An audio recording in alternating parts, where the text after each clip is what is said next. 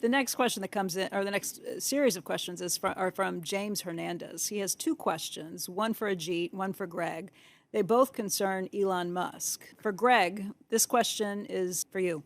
Elon Musk has stated that Berkshire Hathaway's energy proposal for Texas, spending more than $9 billion for new generating capacity, is wrong. Instead, Mr. Musk argues that load balancing using battery storage is the appropriate course of action. Can you explain why the BHE proposal is the better course of action for Governor Abbott in the state of Texas? Specifically, what amount of savings can the citizens of Texas expect above and beyond what Mr. Musk is proposing?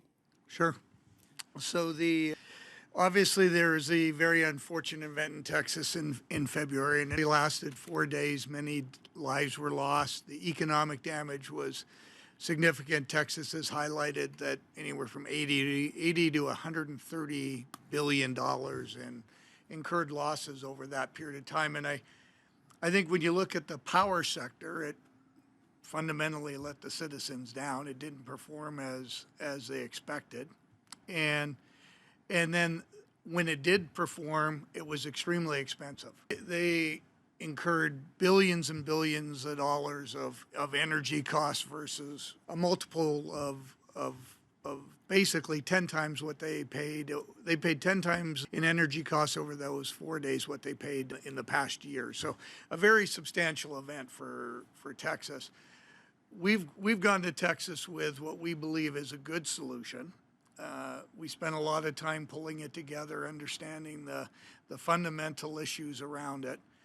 And our proposal is really based upon the fact that the health and welfare of Texans were at risk, and we needed to have effectively an insurance policy in place for them, that if they needed the power on very short notice, it would be able to be dispatched and it would be there for the 4 days. We're actually proposing it could be there for 7 days.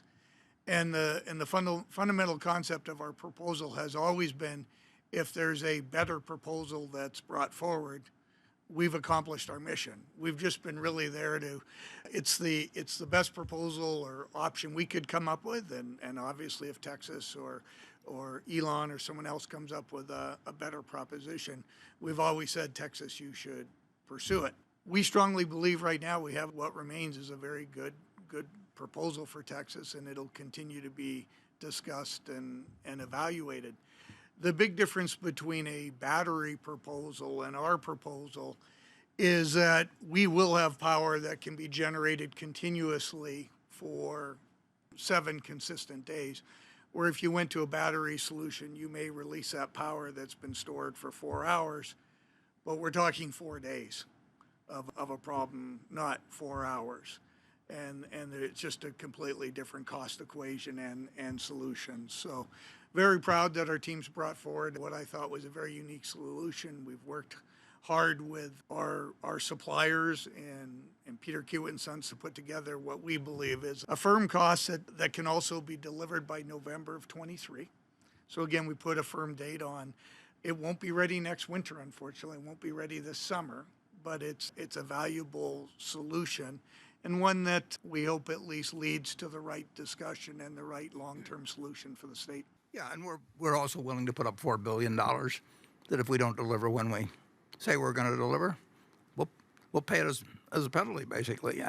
But you know, we went to Kiewit, we went to General Electric and said, you know, how long can we get turbines? And for that, if you're going to be prepared for 2023, you have to start at a point fairly soon, and you have inflation going on, and Kiewit's not going to change things on us in a month. We don't try to get the contracts all written out, but they had 100 people working on it. Yeah, they had hundreds working on it. And GE's cooperative and everything. But doesn't mean we have the best solution.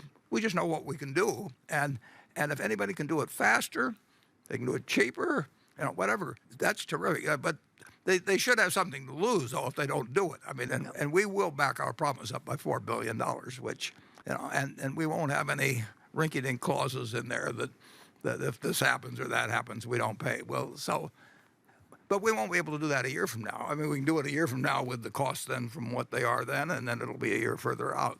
We want Texas. Texas is a terrific place to do business. We do a lot of business there, and where BNSF is headquartered. and it's a great place. And this was out of the blue, but one way or another, the nature of utility business is that you have to be prepared for something that probably isn't going to happen. And you know, you don't want to say it's a 1 in 30-year event, you know, and people die. I mean, so you want a margin of safety in it, and we've got one solution, and other people may have other solutions, and we will cheer when a solution is reached of any kind, and we will cheer a little louder if it's ours. Ajit, your question from this gentleman. Suppose the hypothetical situation arises where Warren Buffett calls you on the phone to tell you that Elon Musk has contacted him about writing an insurance policy on his proposed mission to and subsequent colonization of Mars.